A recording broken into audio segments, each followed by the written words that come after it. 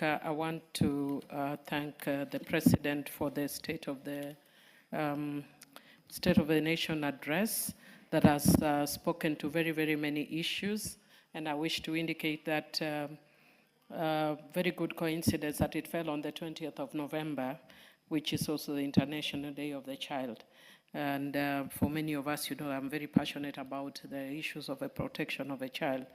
And Madam Speaker, even though I noticed that was not given primacy, the President spoke a lot to the issues of hardware, of especially development, but I wish there was also a lot of attention. I know the reports have issues of attention on issues of human rights and all that, but I wish it was also given as much primacy, especially as we are also celebrating the 16 days of activism on gender-based violence. And it is very unfortunate that we are seeing a lot of violence, especially during these by-elections, and praying that we can take very firm action. In almost virtually every place where there is elections, there is violence. And I see people giving a lot of excuses about primaries and all that, saying about our political party should have given be fair in nominations. But you find somebody who is violent, who never took part in any political party primaries. They went straight to be independent candidates or came with their own parties, but are still extremely violent. And I'm hoping the government can really take firm action and our courts can punish people very firmly so that we don't excuse or allow violence. Having said that, Madam Speaker, because I know I have very short time, I don't want to speak to the issues of economy that everybody has spoken about. I just want to acknowledge that one of the areas that is normally not noticed as part of national government is NGCDF. And I want to thank the national government for acknowledging that together with NGCDF, the government has delivered 23,000 new classrooms and 1,600 laboratories are still under construction. That has enabled the easing of congestion and giving CBC the dignified facilities that it needs.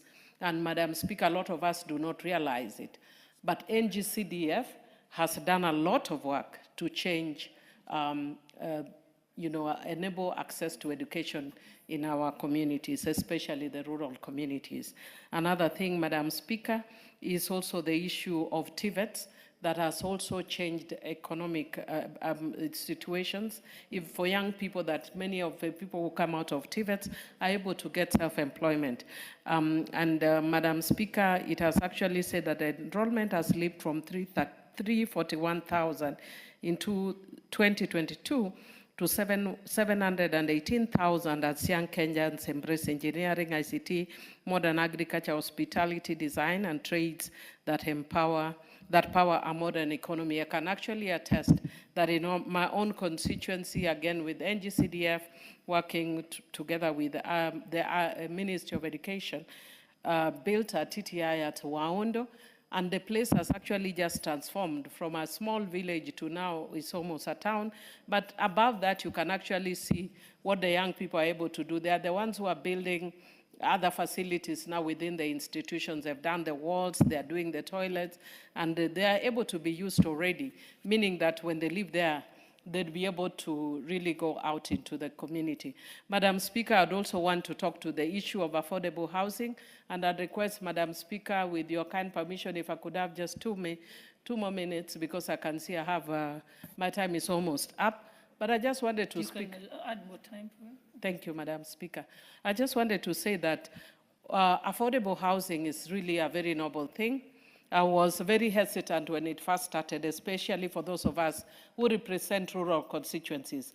Madam Speaker, however, I want to say that when I actually saw the affordable housing in Homa Bay town, it's one of the really, really good initiatives, and I wish that the other affordable housing models could emulate what was done in Homa Bay town, because it gives very decent housing, decent and dignified housing to people.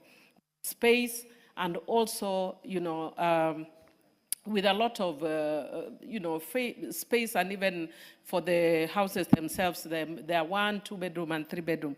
So I think it's really a good thing. Madam Speaker, the only challenge that I think we need to face is when you have situations like in Makongeni in Nairobi, where there are people that are being moved, who have stayed there for years, and the government has done a good thing because each of them is being paid 150,000. But I think sometimes where the government is well-intentioned, people mess up situations like that. And you find that there are people who have not been paid their 150,000 because of very minor problems. So you find that sometimes some of those people, because most of them also have rural constituencies, I have people who are originally from my own constituency who are there, so they are stuck, they're looking for alternative accommodation, they don't have money, yet the government has availed 150,000 for them to relocate.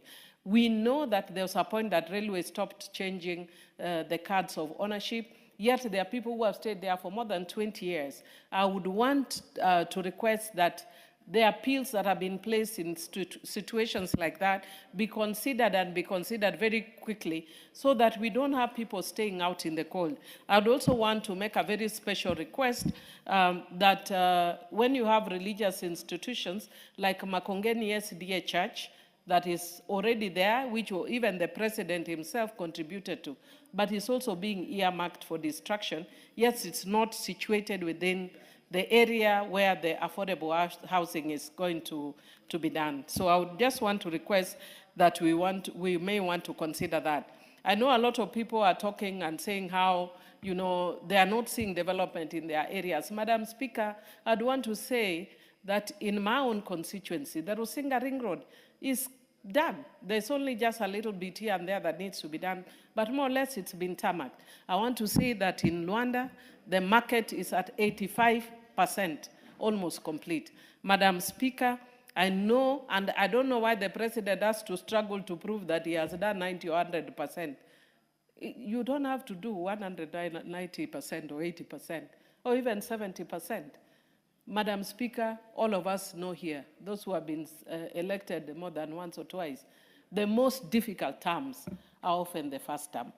So for me, if there's goodwill, that shows that there's work being done. But we need to still up on the issues of human rights. I know there's a lot being done, but we could still do better. And I just want to thank the President.